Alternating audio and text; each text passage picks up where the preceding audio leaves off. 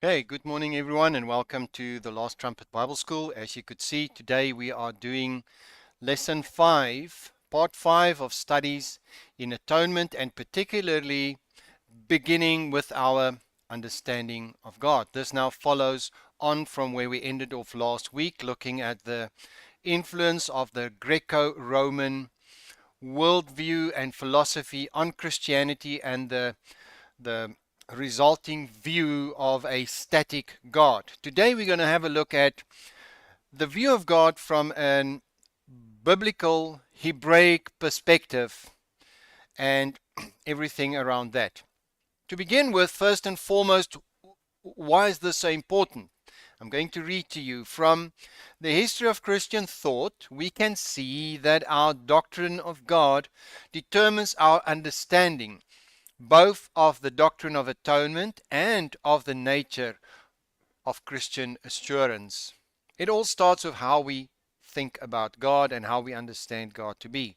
If we do not recognize who God really is, we will never be able to understand what God does, because it's directly connected, of course, logically. Thus, we will never be able to know how to respond appropriately to God. If I misunderstand God, I misunderstand what He's doing, and I will have an inappropriate response. Atonement theologians seek to correlate various actions, which is now the different atonement theories. As we said, we're trying to correlate various actions of God, how He deals with Satan, what Jesus did for us on the cross, all of that with the known character of God. In other words, when they try and explain atonement, they're trying to also connect that to who God is. Thus, as a logical consequence, atonement theology hinges around the doctrine of God. Conflicts over the meaning of the cross are in fact conflicts about the very nature and character of God. Now you'll understand why it's so important for me to bring this into our study of the atonement. We have to start with God. What influences affected us to think wrongly about God, and we have to understand how, within context and background, when these texts of the Bible were written, how did that culture understand God? Because that is the correct way to understand and see God. So again, as a logical consequence, atonement theology hinges around the doctrine of God. Conflicts over the meaning of the cross are in fact conflicts about the very nature and character of God. That is why we're discussing it in mainly two groups. We have the Greco-Roman philosophical view of a static God, with philosophical terms ascribed to God, then trying to link certain scriptural text to it, which resulted in, for example, the doctrines of what we know as the tulip theories of Calvinism.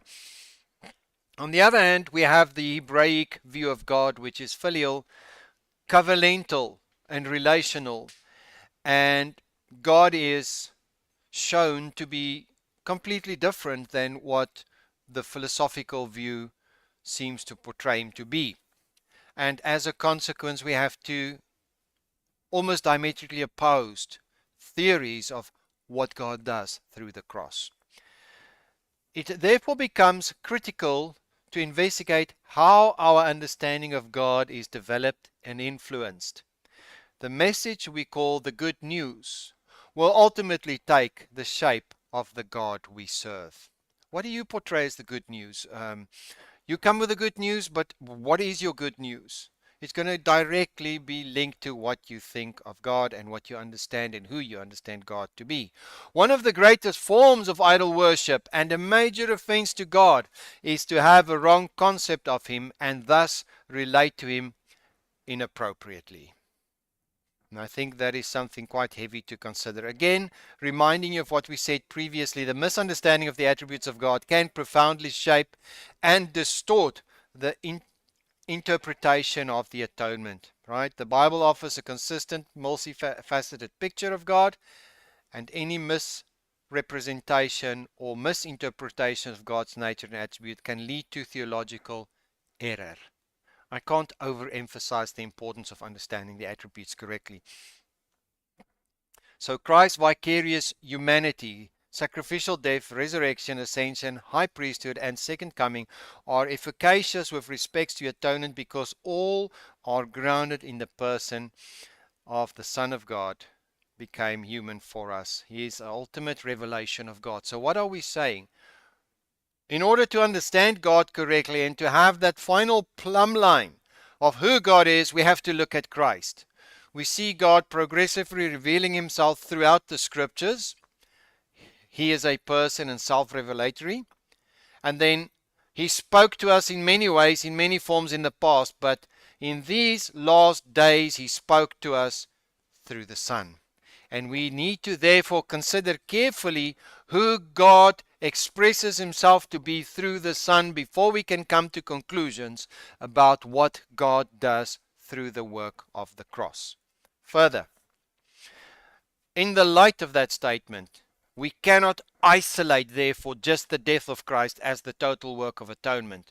Atonement entails the totality of creation and redemption. In other words, it's all encompassing. It's not just paying a sort of a debt that is what certain theories have done. It's honed in on a judicial theory of God, and that's all that it is. It doesn't speak to the totality of creation.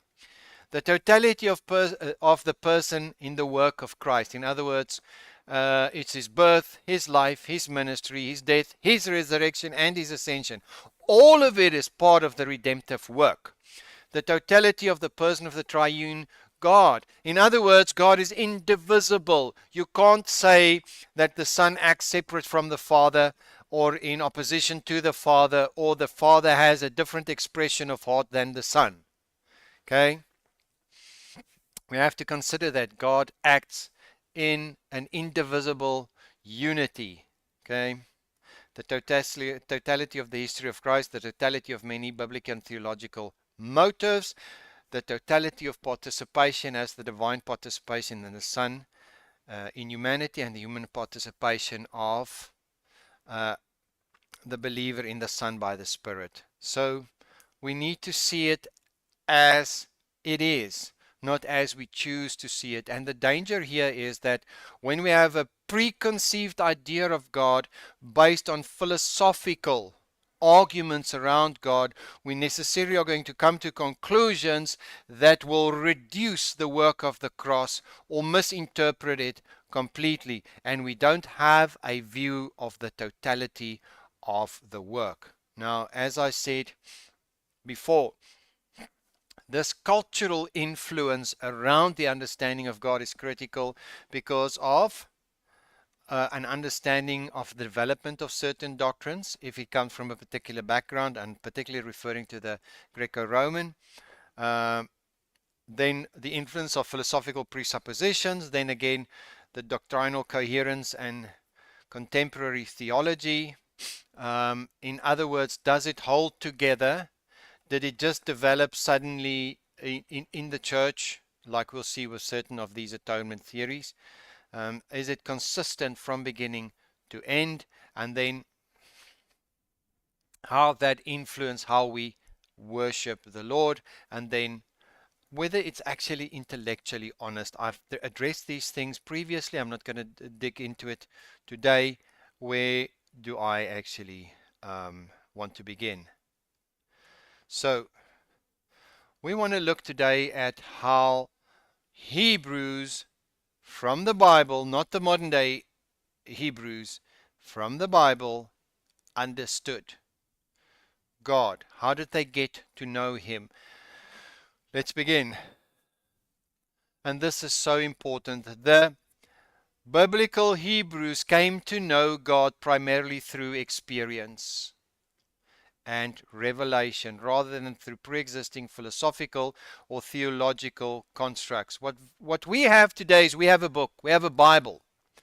And applying philosophy to the book, we first come up with a construct and then we extract from the book that will fit into the construct.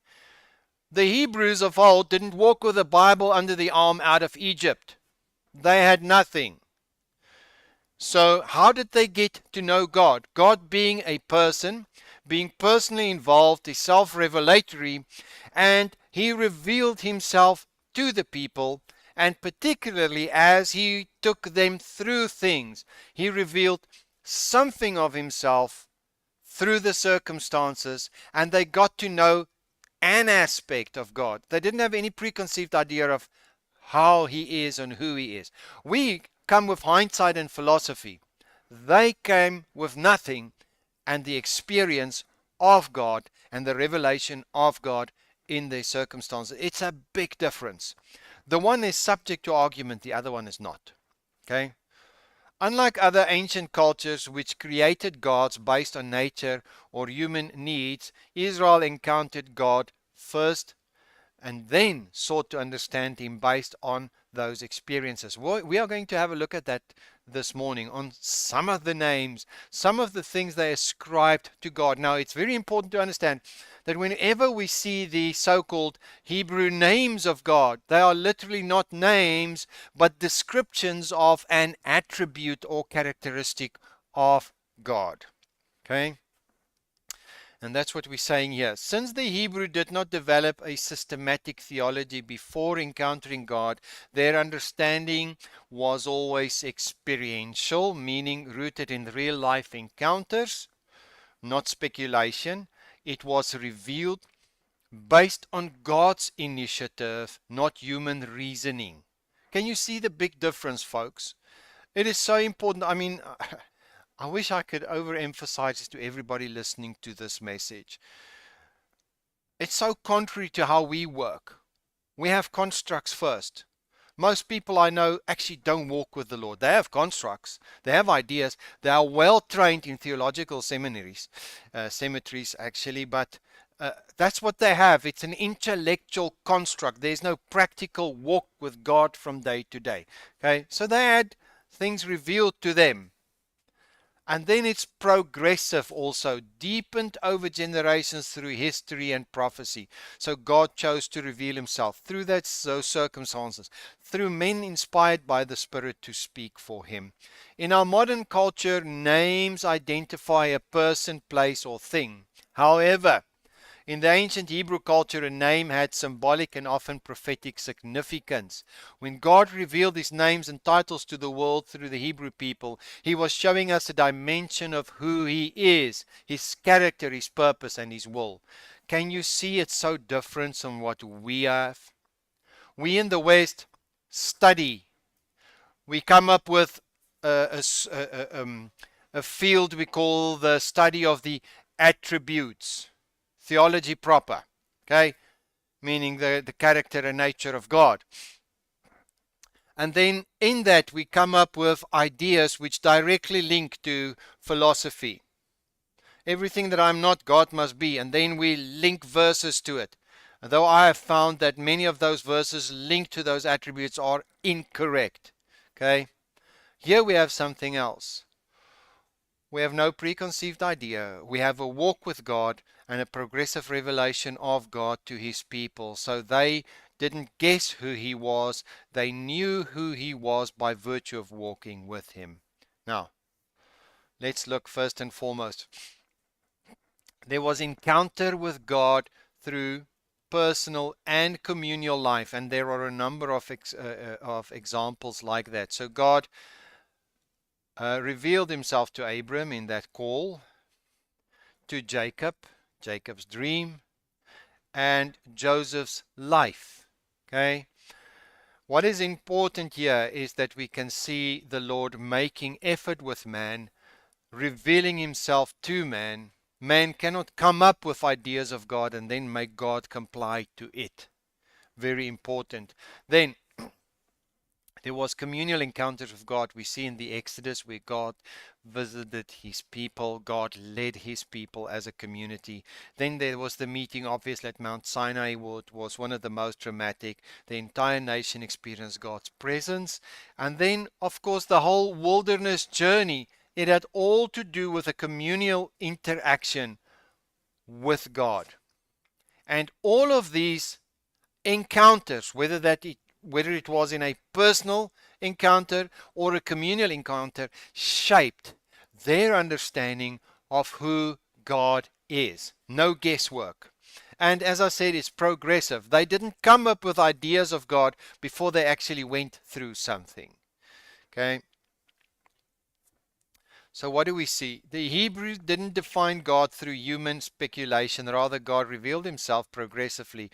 God revealing his name and nature to Moses at the burning bush and to Elijah, for example. These are just examples to make the point. Then there was the revelation through covenant and instruction for righteous living. Now, folks, this is so important that I'd love to repeat it as often as I can. What is known in the English language as law literally is instruction for righteous living. So he binds himself to a people through a covenant, which is unbreakable. He binds himself, he commits himself, and then he gives the parameters, the principles for righteous living by which people could live in that covenantal relationship. And in that, he reveals who he is. Okay. So at Sinai, Israel does not philosophically define God, rather they receive God's own definition of himself, especially in Exodus 34:6-7. The law, or the guideline for righteous living, serves as a revealed structure for understanding God's holiness, justice, and mercy. How beautiful is that?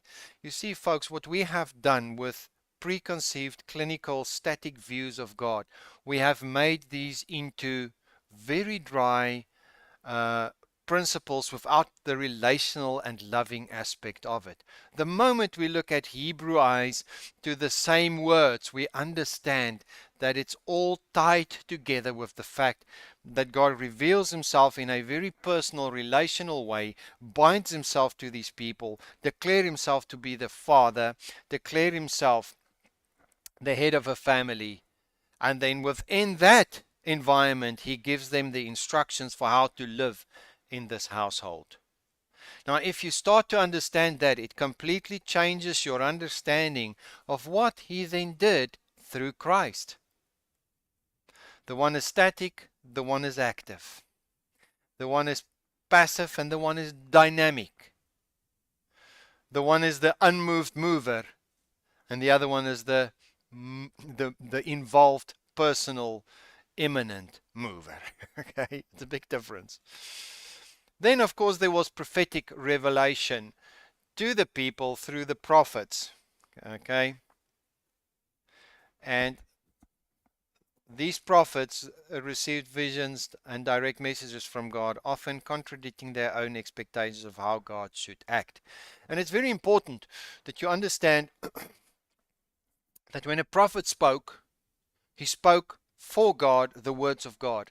It came with the same authority and it was revelatory of God. Okay? Again, these men were sent to Israel when they departed from the principles of righteous living. And when the priest didn't keep the people in that covenantal relationship in righteousness, he had to send somebody from the outside to speak for him. And even in that, even in the corrective words that they brought and the judgment that they brought, was the burning love of the Father for his people. He didn't just send them in a clinical way to kill and destroy. It was all related to the fact that he was the Father, he was jealous over these people, he was in covenant with them, and they had to be rid of the things that kept them away from communion and fellowship with him. That's very important. Okay, now going forward. So literally, the view from an Hebraic perspective, that is Old Testament Hebraic perspective, is a dynamic view of God. And what do you mean by that? We mean, well, number one, it's filial, relational, and covenantal.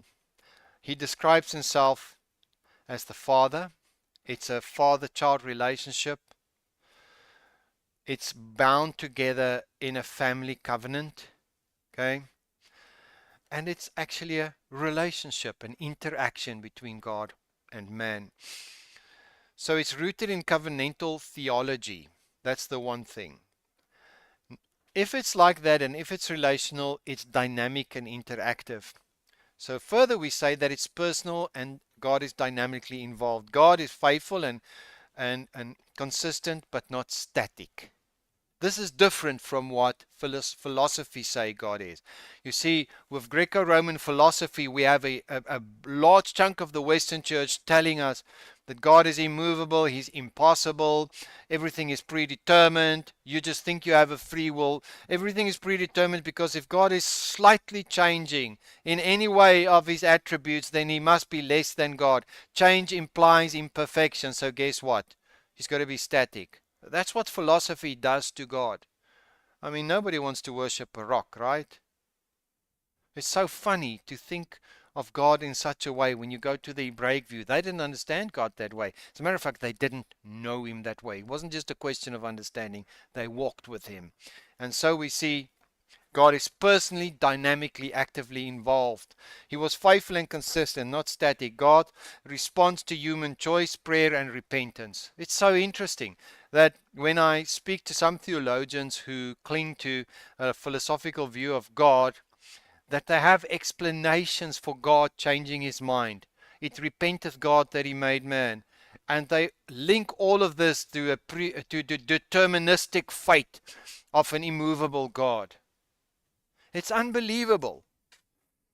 Anyway, the importance of this is that we understand how this influenced what God did through Christ at the cross particularly. So God's engagement with creation is dynamic and participatory. He's involved. Okay? There are a number of textual references, and what does that influence of our understanding of God looking at it from an Hebraic perspective? Well, God genuinely interacts with human history. Divine will is executed through relational dialogue and covenant faithfulness. You don't find these words in a Western viewpoint of God. To them, it's retributive, it's judicial, something has to be paid, God needs to be satisfied. It doesn't speak to any one of these things. Okay? Now, further, divine will is executed through relationship and dialogue. God is involved in the temporal flow of events, participating in historical process. You see, the one creates a transcendent being who looks from the outside in, predetermined everything, even the choices human beings make, predetermined some to be saved, some to be lost, and that's just how it is for them. Now, let's look at God's personal involvement from an Hebraic perspective. So we said is personal and interactive, emphasizes God's emotional engagement with creation and His people. Divine emotions are portrayed in relational and covenantal context. Again, it's not just an anthropomorphism, because this is what philosophers and certain theologians will tell you. It's just an anthropomorphism for you to try and understand what God is trying to communicate. Okay? God experiences and expresses emotions like joy, grief, anger, and love. Well, if we made in His image, I guess that would be logical, right? These emotions are genuine responses to human actions and situations. God's emotions are dynamic but consistent with His holy character. Now, on the other hand, when we look at the philosophical view of God in the Greco-Roman view, these things are all swiped under the carpet as anthropomorphisms. It's just expressions so that we as humans can understand, but there's really no real involvement and emotion included here. You see how that is going to impact what we think of the acts of God through Christ and the work of atonement? When we look at it from a Hebraic perspective, we see covenant faithfulness, we see fatherly love, we see genuine concern, and we actually believe the Bible says God so loved the world that He sent His only Son. Not God was so angry at the world that He sent His only Son. God loved the world because He's a Father longing to restore creation back to Himself, and more importantly, humankind. Okay? Now, This understanding of God from an Hebraic perspective means God is relationally invested in human experience. Divine compassion and love are expressed emotionally and personally. And God's actions are motivated by genuine emotional engagement. And for some, it's almost blasphemous to say God feels. God is emotional about us. Well, if he says in the book of Genesis, let us make man in our image and our likeness, what does that mean? Does he make us with emotion and ability to love, but he himself is not that way? Or is this at the heart of relationship? And if relationship is the central theme, then we need to look at what we understand of the work of the cross. Now, to make a point here, he reveals himself now through circumstances and through the names. And now let's look at it as far as relationship with his people is concerned. Jehovah Jireh, actually, the Lord will provide.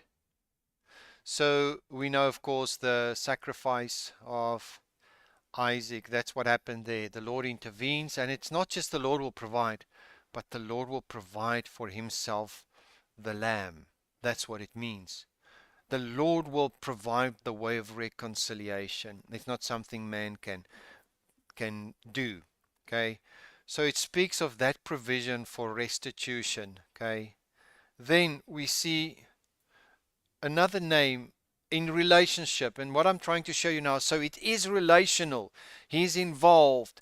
Uh, he then we hear the name Yod Hei Vav Hei, Jehovah Rofeka, the Lord who heals. Okay, is that personal? The Lord my banner, Jehovah Nisi. He's protective. It's his divine leadership that takes man there. These are clearly relational. He chose to reveal himself to man as they walked with him in a relational way. That's the point I'm trying to get across to you, and we can go and study it in the names. Jehovah Shalom, the Lord is my peace, the peace, wholeness, and completeness. They are clearly relational. Then, I'm not going to go through all the names. Please have a look at the notes and you'll understand what the message really is. All these names or attributes revealed are in relationship, personal involvement, emotional involvement, covenant, and connection to the people. If that's true, then the action on the cross must be for the restoration of relationship, for the reconciliation of father to child, for the cleansing away of the impurity that keeps his children in shame, the restoration of image, and the forgiveness of sin. Now, the one thing that we do understand from the Lord, that it, contrary to what is believed by philosophy, is the diverse attributes of the Lord. In various situations, man meet, or the Hebrew met with diverse attributes and relational complexity. Okay? So, what we are saying is that God is clearly personal and self-revelatory, and God is consistently faithful but reveals himself through a spectrum of attributes. Divine actions are contextual, revealing different aspects of God's character. And then again, what do we see? God is described using human-like qualities, of course, but that is for relational engagement. Now, folks, maybe you think I'm strumming the same string on the same guitar all the time. But what is the message that comes through here? Whatever God chose to reveal himself, in whatever circumstance God chose to reveal himself, it's always covenantal, relational, and filial. Okay? This far, and I'll show you in the names that will follow now, I don't see things like impossibility, immutability, and all these attributes, because when people define God as immutable, nothing in him can ever change, God cannot change, But the Hebraic perspective of God is He changes His mind. He changes His decisions. Um, he regrets certain things and it gets washed away. No, no, no, no, that's blasphemy. You don't understand who God is. Well, the Hebrews, didn't have a preconceived idea, and God revealed Himself in this manner. And why is that important? Well, it's important that when we look at the work of the cross, it must relate to this understanding of God. Later, what we are going to see, now we're looking at the Old Testament and how God chose to reveal Himself, we are going to see that every single one, and I'm going to do that with you, every single one of the attributes or characteristics that God chose to reveal Himself to His people through circumstances can be condensed in the revelation through one person, Jesus Christ. Every single one of those attributes. Which means what? He spoke to people in various ways and through the prophets, but in the last days He speaks to us through His Son. And what's the message that comes across? The book is about a father and his family. The book is about restoration and the bringing back of those that were lost. And it's within relationship. It's not about a judge and the minions that must obey or die. There's no relationship in that. It's very clinical, in actual fact, dead. Okay? Then, what is the understanding that the Hebrews gained from God through the diversity of attributes revealed? Well, God's unity is relational, encompassing a variety of attributes. Each attribute is expressed according to covenantal and historical context, and God's complexity is revealed through His actions and interactions with humanity. I want you to understand this. All of it is active participation. Whereas the Greco-Roman approach is not active participation, it's just this being there in the minds of men. This is a progressive revelation, active participation, meaning what? This God, who is our Father, cares. He cares. He wants to be involved. His heart is to bring people back to Himself. He's the one who took the initiative to reconcile people back to Himself, not in wrath, not to destroy anyone. We are going to look at the biblical definitions of all those words: wrath, judgment, etc., and justice.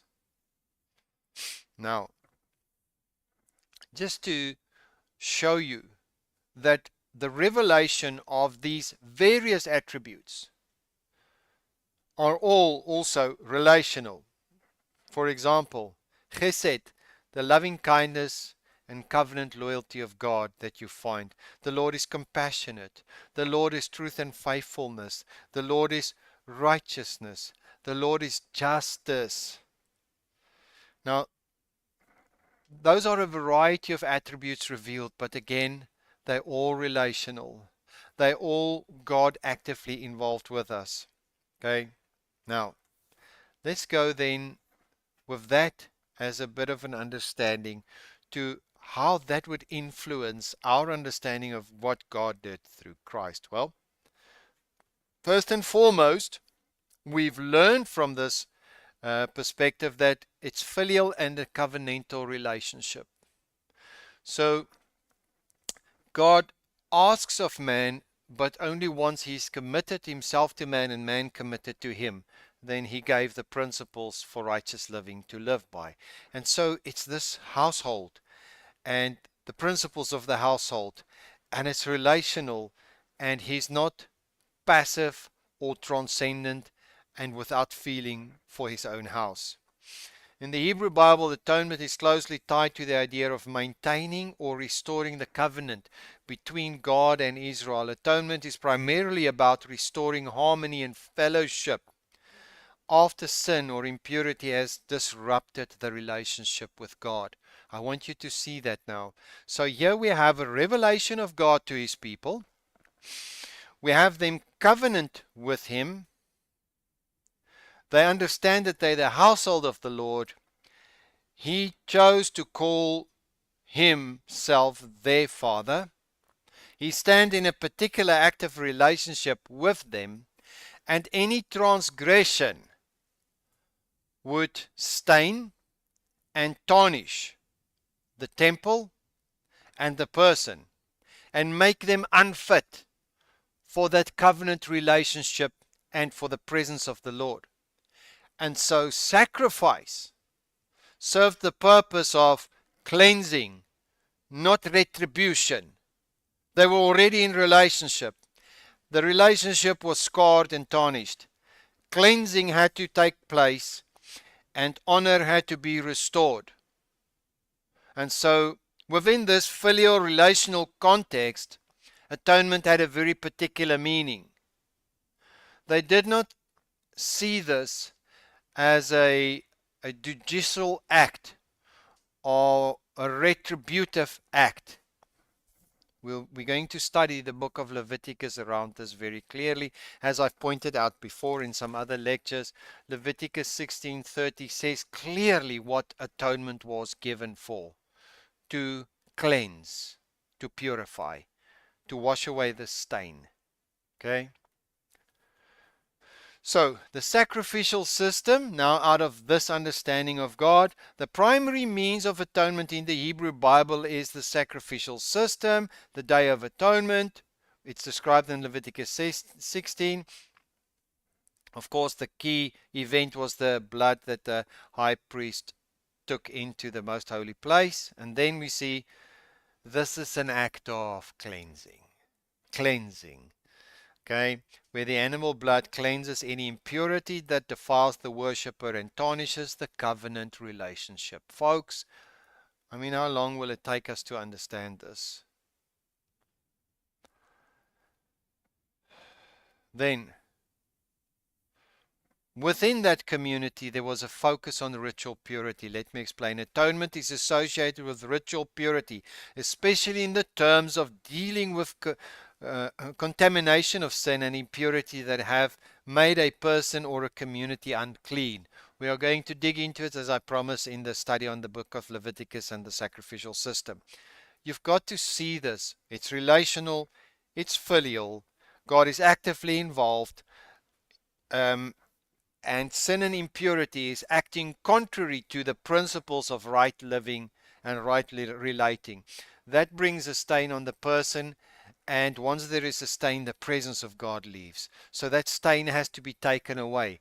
That sin represents also death. So the life is given, the life of the flesh is in the blood, and the blood is given to make atonement. And atonement is given to cleanse. So it cleanses the effect of sin, which is death. It washes away the stain. I've explained that in a previous session. Now, the next thing out of this filial covenantal view of God and this actively involved view of God, in Hebrew thought, atonement is seen as a way to restore one's covenant relationship with God. It's not about legal satisfaction or punitive judgment, but about reconciliation and forgiveness. Forgiveness is a divine gift to remove the separation caused by sin. The sacrifice was not the condition for forgiveness. Let's take note of that. As I've pointed out in another session, is that Christ forgave people before he died. We need forgiveness of sin for sure, but we also need the cleansing away of the stain of sin. Okay? What is the role of the priesthood then in the light of the Hebraic understanding of God? Well, the priest acts as an intermediary, offering sacrifices and prayers on behalf of the people to restore their relationship with God. He's an intermediary, sorry. So he stands between the people and God, and his whole role was reconciliation. Can you see where we're going with Christ? It's again a family. It's again a father and a family.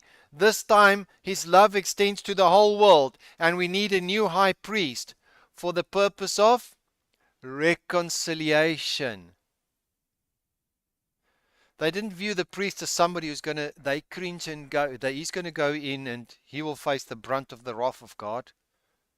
He was a man cleansed by blood who could freely go into the presence of the Lord, and he could bring the cleansing blood of a sinless animal, perfect animal, and that blood would cleanse away the stain of sin. So in ancient Hebrew culture, atonement was always relational, not about appeasing God's wrath or satisfying a judicial penalty. It was centered around restoration of communion between God and his people, in ensuring the healing of broken relationships caused by sin. How beautiful is that? Folks, so what are we saying to each other? We started off today by talking about the attributes of God. It is critical that we understand what is the Hebraic view of God within the context of the Old Testament culture, not this modern view. Okay? Further, in the Hebrew Bible, the relationship between God and Israel is framed through covenant. The covenant is not a legal contract, but a family bond. That's important. That entails love, loyalty, and mutual responsibility. Completely different, isn't it? It's a family bond. It's love. And now we'll understand why the Bible tells us God so loved the world.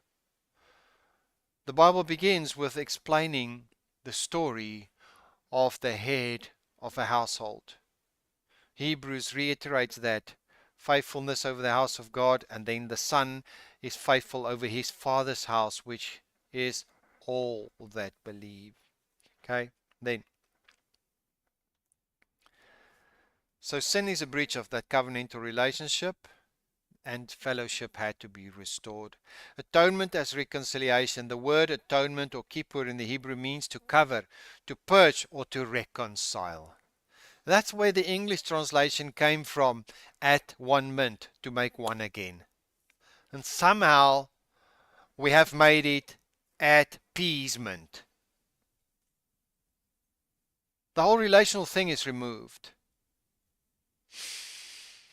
It speaks of healing a rift in a relationship, not satisfying a penalty. In the Day of Atonement, the high priest offered sacrifice to reconcile God and his people so that Israel could be cleansed and restored. The tabernacle and temple as a relational space. What did they go do there? How beautiful is that? The tabernacle, later the temple, was understood to be the place where God's presence would dwell among his people. Atonement allowed Israel to enter God's presence once more, signifying restoration to intimacy and fellowship with God. They went there to meet with the Lord. Now, folks, you know what? What I'm trying to show you by the repetition is just different angles to make the same point. The Hebrews looked at God differently. They were actually close to him. They were in relationship with him. They were a family together. They were governed by his principles. They stood in a covenant. He committed himself to them. He revealed himself to them. And within that framework, whatever tarnished that relationship had to be set right. Okay? And therefore the sacrifices were given. In certain instances, certain transgressions were so grievous that no sacrifice could be brought. That should make you think. Okay? But whatever tarnished that relationship had to be cleansed away. People had to turn away from it, and that defilement had to be cleansed, the blood cleansed, so that God's presence could be there, so that they could enjoy fellowship. Okay? Completely different than how people think about God in the West. Now, let's just emphasize this concept of sacrifice. How did they view that in the light of who they understood God is? The sacrifice were meant to symbolize repentance, remorse, and the desire for reconciliation. Okay? The scapegoat in Yom Kippur ritual, one goat was sacrificed to cleanse the sins of the people, while the other was sent in the wilderness to carry away sin. Can you see the message there? It's to carry away uncleanness. Why? Because when it's away, God's presence can be there and fellowship is restored. It spoke of the removal of guilt and the restoration of relationship. So blood was a symbol of life, as I've pointed out. Okay? The purpose of the sacrifice was to renew the relationship and for life to expel death.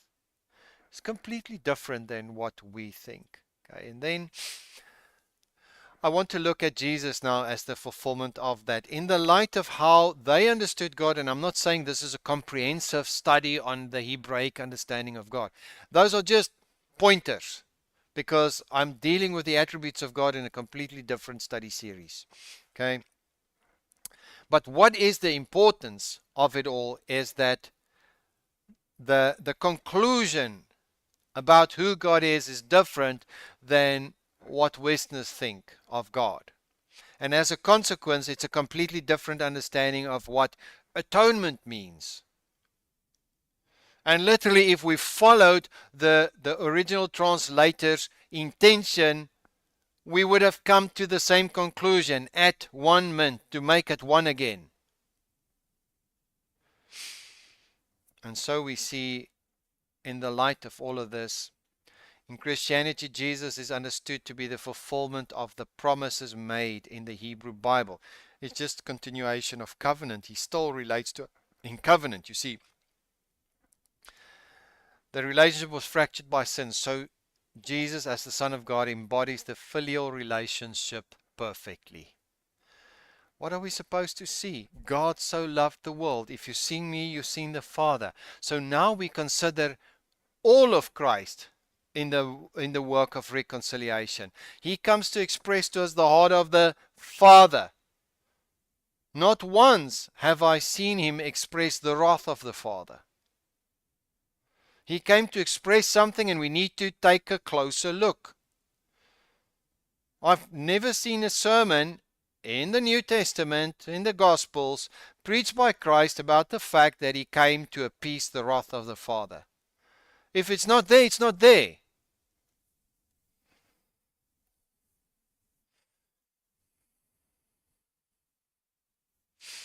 So Jesus reveals that perfect relationship between the Father and the Son, embodying love, trust, obedience, and sacrifice. Okay?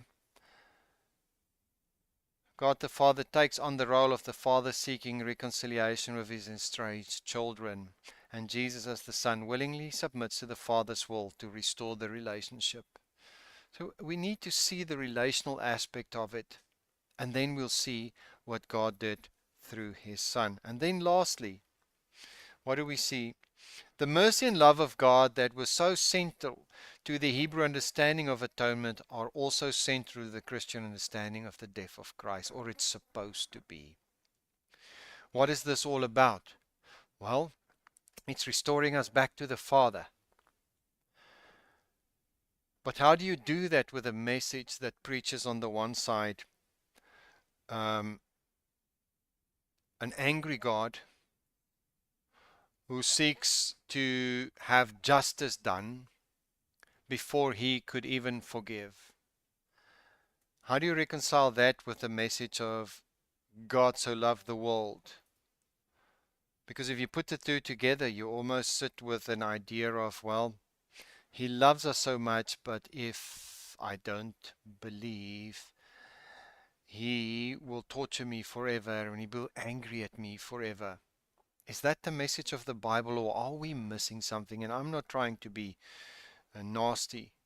I'm just following the logic of these arguments. Point being that if we misunderstand God, we're going to misunderstand what He's doing through the cross. And we're going to thoroughly discuss this as we progress in the study. Further,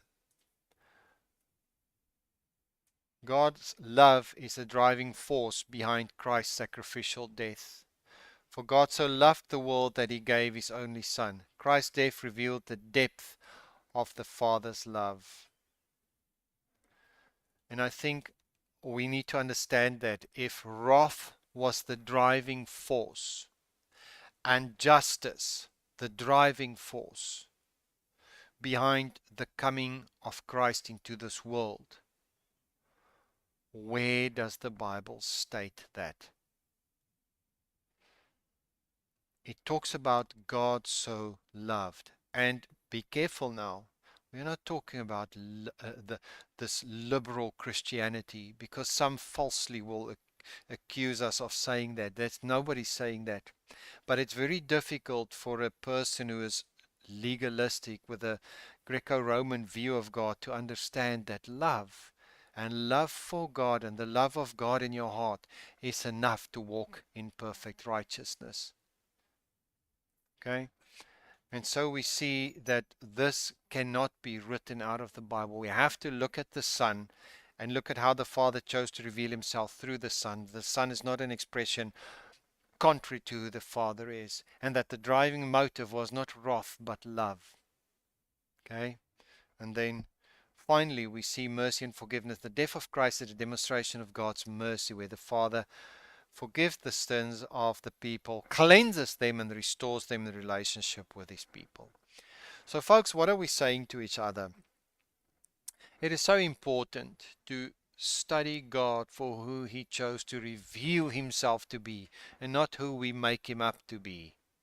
There is a vast difference between the Greco-Roman view of God, which is a philosophical view of God, and the revelation of God to his own people, the Hebrews, and then the revelation of God to those who want to look at it through Christ. When we want to consider atonement, we have to consider who God is. Christ's action, Christ's message cannot be contrary to that of the Father. And Christ's death, therefore, must be in line with his actions, message, and the heart of the Father. It cannot be something else. I cannot preach on the one side a son that tells me the Father loves me, and on the other side a son suffering wrath of a father because otherwise the Father can't forgive me. It makes forgiveness subject to a penalty first being paid, and then it ceases to be forgiveness. Okay? What happened at that cross? That's what we are after. Nobody is doubting the death of Christ as a vicarious death for all men. But what does it mean? Do we understand it correctly? And that's what I want to challenge your thinking with. Do we understand God correctly? Do we see him from an Hebraic perspective? Or are we so much influenced by Western philosophy that it's become true for us what the book of Corinthians says, that since men could not know God through human wisdom and philosophy, he chose to reveal himself to us through Christ, the simplicity which is in Christ. And I think that's where the problem lies for us. We stumble over our own cleverness, and we don't look at the word for what it truly is. I want to encourage you with these few words to go and search. There are many resources on the internet and on Kindle, the books. Go and search for books that give you an explanation of the attributes of God from a biblical Hebraic perspective. And what you'll discover, it's completely different from what we have been taught traditionally from a Western point of view. The Western point of view has reduced God to some sort of a systematic theology. And we have lost the covenantal, relational, and filial uh, association of God with man, and therefore we miss what he's doing through his Son. Amen. Thank you.